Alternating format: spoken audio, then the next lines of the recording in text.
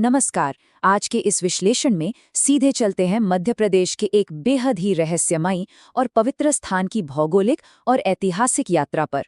एक ऐसी जगह जहां इतिहास, भूगोल और प्राचीन किस्से आपस में पूरी तरह से गुंदे हुए हैं। हम बात कर रहे हैं ओमकारेश्वर की।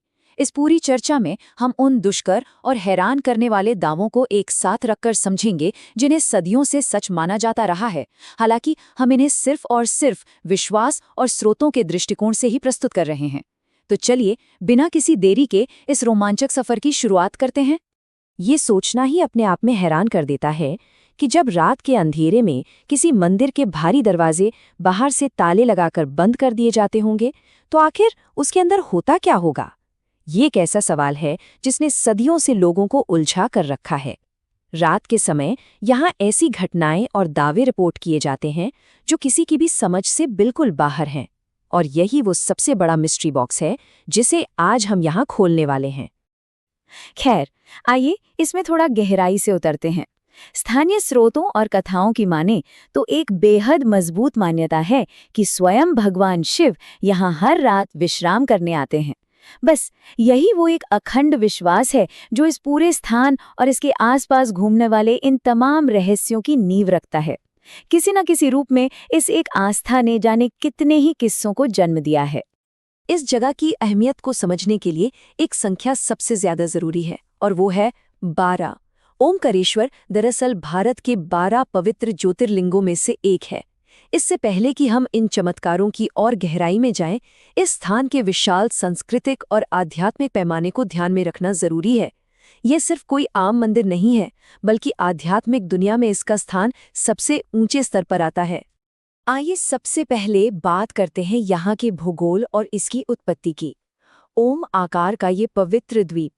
अब यहाँ पर जो सबसे दिलचस्प बात है वो ये है कि नर्मदा नदी के तेज बहाव ने यहाँ न सिर्फ जमीन को बल्कि यहाँ की आध्यात्मिक ऊर्जा को भी जैसे ठीक 2 हिस्सों में बांट दिया हो। एक तरफ तो है अपना ओमकारेश्वर मंदिर, और ठीक इस नदी के उस पार दूसरी तरफ है मामलेश्वर मंदिर। स्थानीय किस्से बताते हैं कि भगवान का ये रूप जब प्रकट हुआ तो वो इस तरह ठीक 2 अलग-अलग हिस्सों में विभाजित हो गया था। लेकिन इस जगह का आकर्षण सिर्फ देवताओं की कथाओं तक ही सीमित नहीं रहा। अगर पौराणिक कथाओं को देखें तो ऐसे कई दिलचस्प उदाहरण मिलते हैं, चाहे वो धन के देवता कुबेर हों जिन्होंने यहाँ कठोर तपस्या की, या फिर विंध्याचल पर्वत जिन्होंने अहंकार में यहाँ आकर मिट्टी का शिवलिंग बनाया, और या फिर शक्तिशाली सम्राट मंधाता जिन्होंने अपना पूरा राजपाट छोड़कर यहाँ ध्यान लगाना बेहतर समझा। इन्हीं सभी कठोर तपस्याओं ने आखिरकार ऐसी मान्यता बनाई कि इन्हीं के कारण शिव की ऊर्जा इस द्वीप की तरफ खींची चली आई। अब आगे बढ़ते हैं और चर्चा करते हैं यहाँ के स्वयंभू शिवलिंग और उसकी बेहद अद्भुत वास्तुकला की। यहाँ जो मुख्य मूर्ति है ना, उसकी एक सबसे अलग विशेषता है, और वो है इसका स्वयंभू होना। स्वयंभू का मतलब ही यही होता है जो अपने आप या स्वयं प्रकट हुआ हो। यहाँ का ज्योतिर्लिंग किसी इंसान द्वारा तराश कर नहीं बनाया गया है। ऐसी दृढ़ मान्यता है कि ये जमीन से खुद ब खुद बिल्कुल अपने आप निकला था। और यही चीज बहुत शानदार तरीके से दर्शाती है कि यहाँ कितनी अनोखी और कमाल की वास्तुकला है। सामान्य तौर पर मंदिरों में क्या होता है, नंदी की मूर्ति ठीक शिवलिंग की तरफ देखती है, पर यहाँ दिशा बिल्कुल उल्टा और अलग है। सिर्फ इतना ही नहीं, इस मंदिर में 5 अलग-अलग मंजिलें हैं जिन्हें लेकर यह दावा किया जाता है कि वे सभी एक अदृश्य आत्मिक ऊर्जा से जुड़ी हुई हैं। और अगर सबसे कमाल की बात करें तो सिद्धनाथ मंदिर की दीवारों पर एक जबरदस्त ऑप्टिकल इल्यूजन बना हुआ है।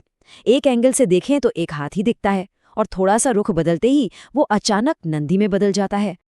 अब आते हैं उस मुद्दे पर जिसका रहस्य और गोपनीयता सबसे ज्यादा है, बंद गर्भागृह की अदृश्य अलौकिक ऊर्जा।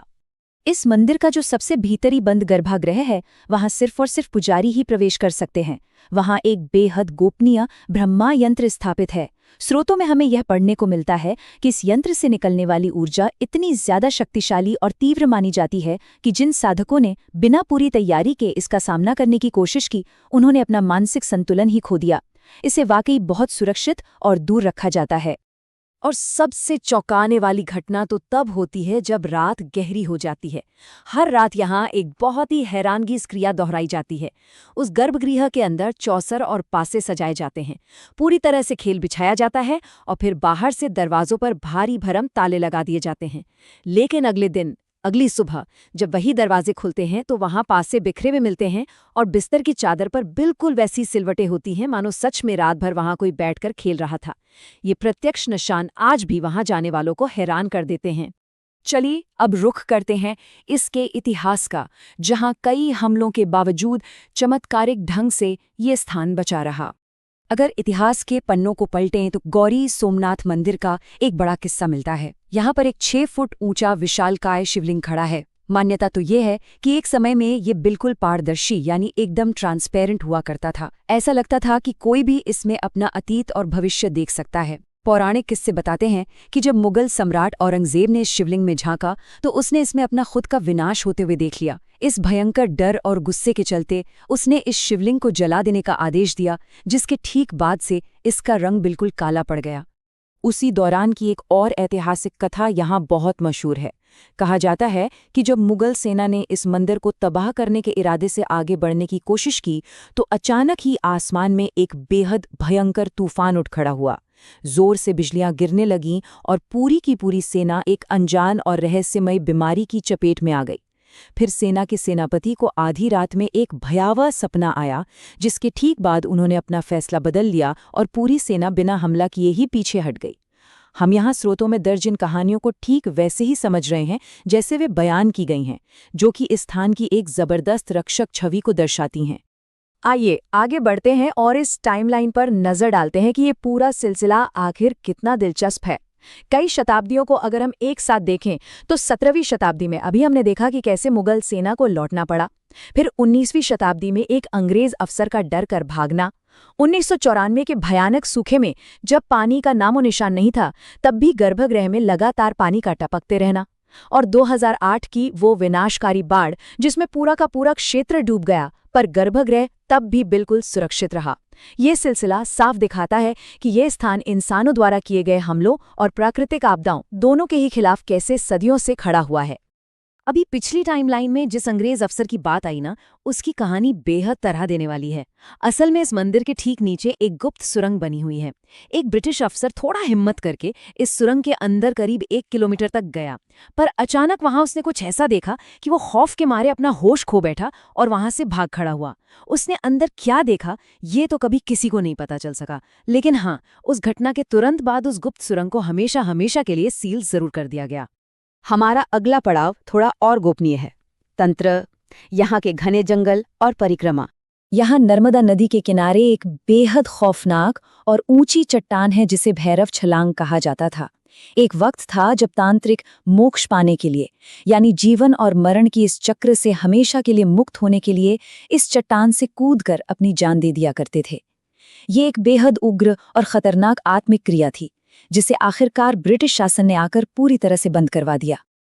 पर एक चीज यहाँ ध्यान देने वाली है कि इन जंगलों की ताकत और रहस्यों का सिलसिला सिर्फ इन तांत्रिकों तक ही सीमित नहीं था। कहा तो ये भी जाता है कि महारानी अहिल्याबाई होलकर खुद रात के घने अंधेरे में इन जंगलों और खुफिया गुफाओं का रुख करती थीं।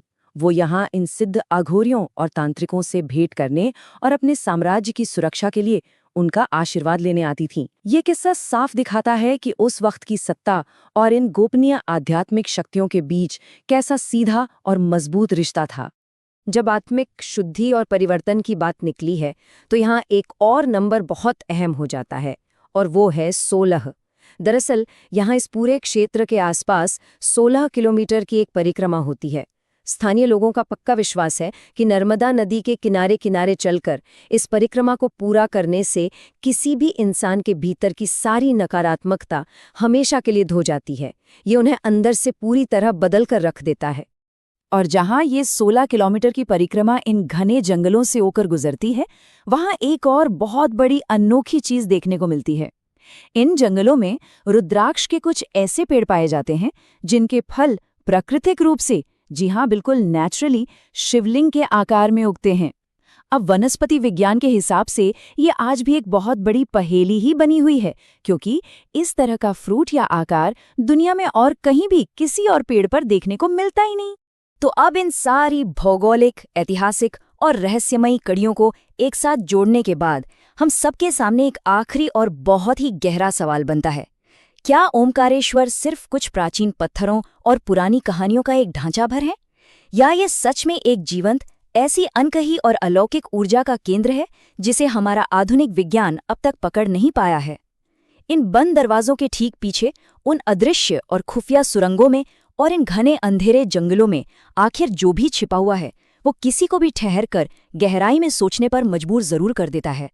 तो ऐसे में क्या इस आत्मिक ऊर्जा के नए पहलुओं को खोजने की एक अलग ही उत्सुकता जागती है? यही आज की इस चर्चा का सबसे बड़ा सवाल है।